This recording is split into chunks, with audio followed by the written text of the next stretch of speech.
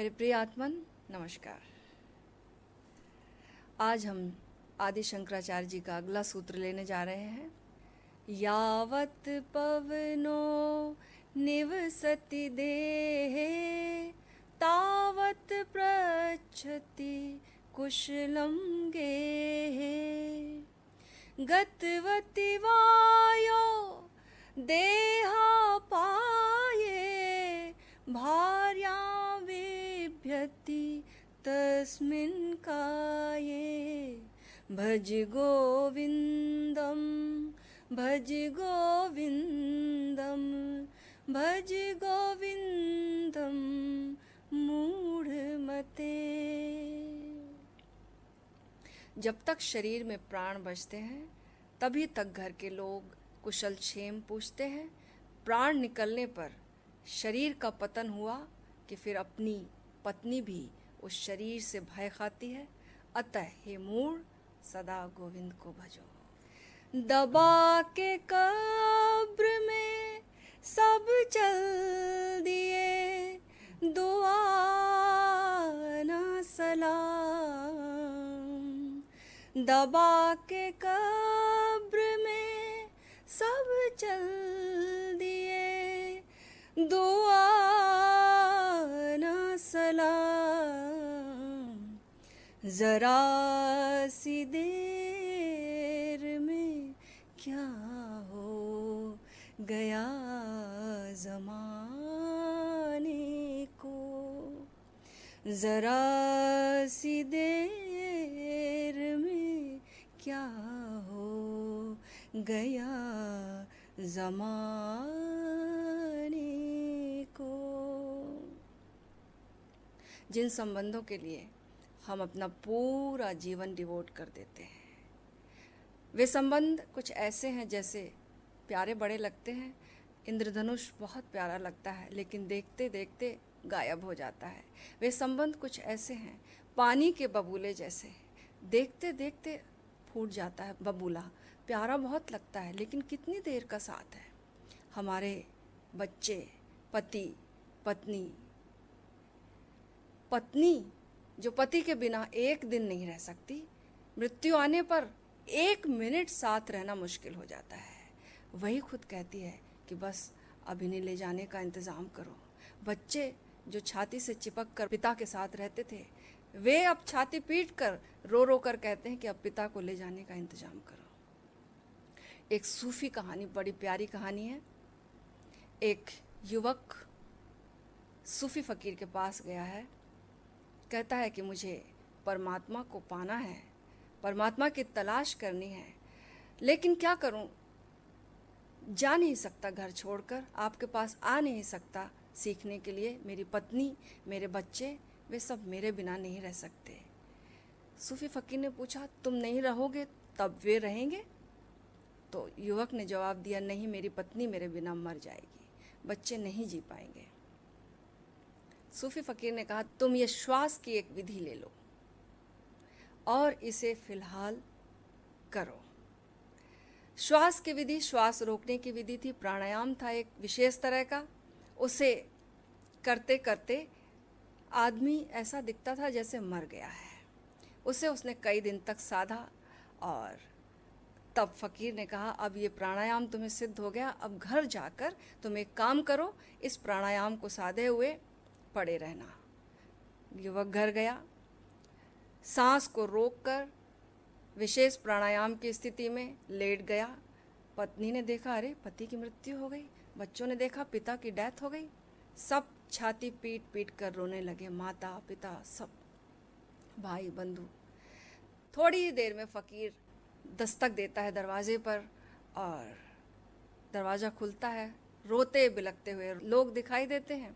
तो पूछता है, अरे इनकी मृत्यु हो गई, लेकिन मेरे पास एक उपाय है। अभी ये बहुत दूर, इनकी सोल नहीं निकली है, इनकी आत्मा को वापस बुलाया जा सकता है, बस किसी एक को इनके बदले में मरना होगा। तो पत्नी से पूछा कि क्या तुम इनके बदले मरना पसंद करोगी? क्योंकि तुम छाती पीट पीट कर रो रही हो, कह रही हो अब मैं कैसे जिंदा रहूं नाथ तुम्हारे बिना। तो उपाय तो है। ये वापस आ जाएंगे, लेकिन तुम्हें मरना होगा। पत्नी ने कहा कि अब इनकी मृत्यु ही हो गई है, अब जो हुआ सो हुआ, अब इसी दुख के साथ मैं रह लूँगी, मुझे क्यों मृत्यु के मुंह में डालते हैं आप। ऐसे ही जवाब बच्चों ने दिया, ऐसा ही जवाब बूढ़े माता पिता ने भी दिया।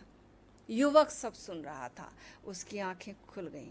धीरे से उसने वास्तव में आंखें खोली और फिर कहा कि जिनके लिए मैं मर ही गया था, वास्तव में अब मर ही गया हूँ इनके लिए, और अब गुरुदेव मैं आपके साथ चलता हूँ उसकी खोज में जो सदा सदा साथ देता है, जो सदा सदा साथ रहेगा मेरा जन्म के साथ, जीवन पर्यंत और मृत्यु के बाद भी। मुझे कुछ ऐसे तत्व की तलाश करने की कीमिया बताएं, मैं आपके साथ चलता हूँ। हम जिसे जीवन कहते हैं वो एक अंतर संबंधों का जाल है। अंतर संबंध इंटरडिपेंडेंस है, हम किसी पे डिपेंडेंट है, कोई हम पे डिपेंडेंट है। प्यारा है यह जाल, लेकिन हमने इसे ही सब कुछ मान लिया है। ये अंतर संबंधों का जाल ही सब कुछ नहीं है। कुछ ऐसा ही है कि जैसे हमने सराय को अपना घर मान लिया है। कुछ ऐसा समझो कि हम पिकनिक के लिए आए थे, पिकनिक के लिए जाते हैं और पिकनिक किसी गेस्ट हाउस में रुके हैं, और उस गेस्ट हाउस में माना कि अच्छा बिस्तर हो, अच्छा टेम्परेचर हो, अच्छा बगीचा हो, अच्छा लगता है, ज़रूरी है वहाँ के संबंध हो, अच्छे हों, लेकिन कितना मूल्य है उनका, उतना ही मूल्य इन संबंधों का है, इस जीवन के संबंधों का है। ये जो जीवन जिसको हमने अपना जीवन मान लिया, जन्म से मृत्यु तक का, ये वास्तव में यही जीवन नहीं है। मृत्यु के बाद और जन्म के पूर्व भी एक जीवन है। उस जीवन की तलाश में जाना होगा।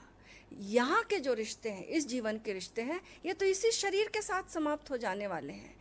और याद रखना, इस शरीर से जो रिश्ते बने थे वो चेतना के कारण बने थे, जीवंतता के कारण बने थे। हम किसी को प्रेम करते हैं, वह जीवंत है, चैतन्य है, इसलिए। अगर एक क्षण उसकी मृत्यु हो जाती है तो कौन प्रेम करता है, कैसे प्रेम करेगा, संभव नहीं है। तो जिस चैतन्य को लोग प्रेम कर रहे हैं, जिसके कारण ये रिश्ते नाते बने, उसी चैतन्य की तलाश में चलो। उस चैतन्य की तलाश में कौन ले जाता है? उस चैतन्य की तलाश में उसका द्वार गुरु बताता है। जब तक तन में है शेष प्राण, तब तक देते सब प्रेम मान।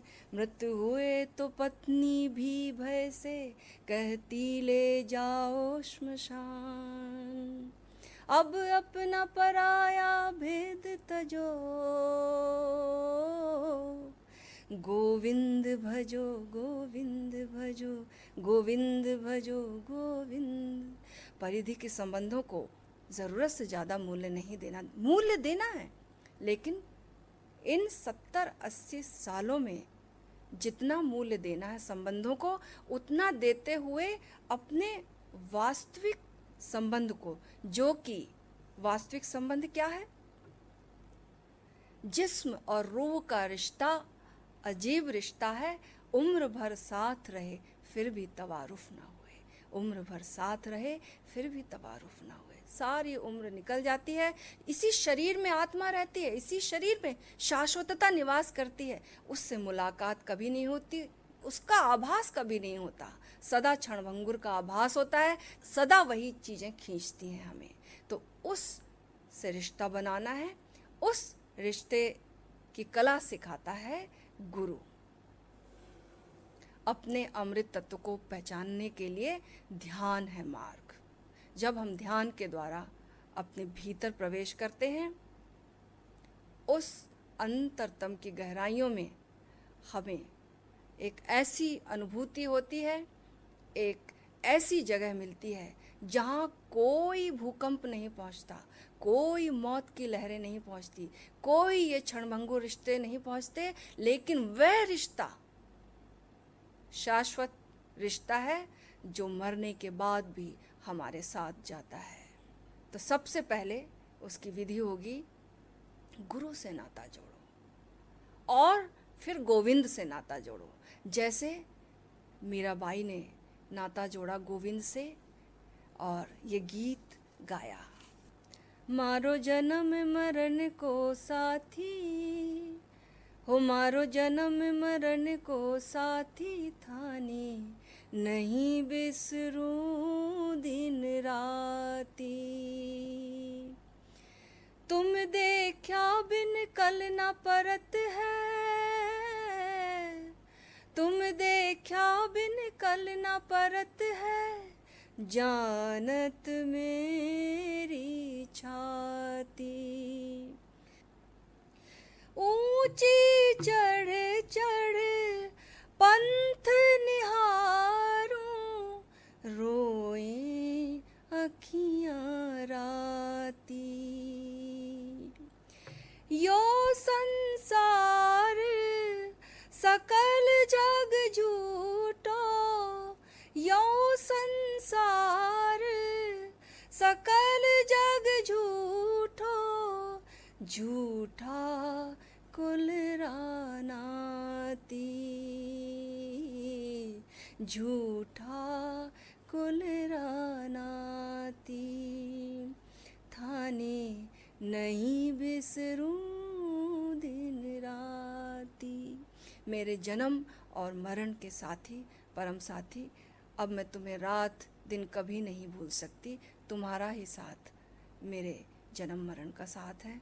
हम भी ऐसा ही साथ चुन लें जो कि हमारे भीतर ही वह साथ विराजमान है।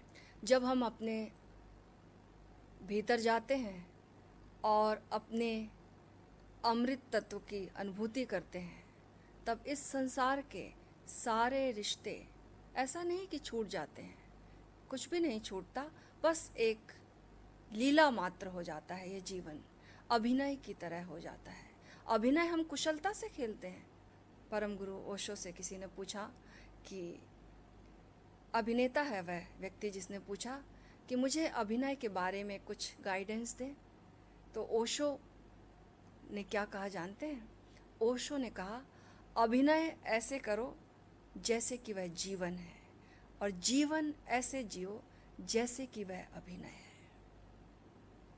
अभिनय पूरी कुशलता से करना, जीवन को अभिनय की तरह जीना, जिसमें कि